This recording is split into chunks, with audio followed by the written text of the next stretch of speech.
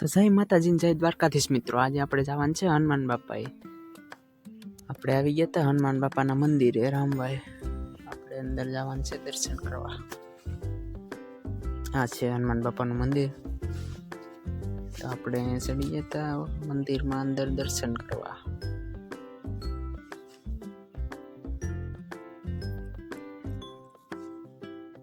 આ છે હનુમાન બાપાની મૂર્તિ. જય હનુમાન દાદા. આ છે પછી આવી ગયું શંકર બાપાનું મંદિર. પછી દર્શન કરીને નીકળી ગયા આપણે ઘરે. ઘરે પૂગીને આપણે પછી ખાધા ચણા.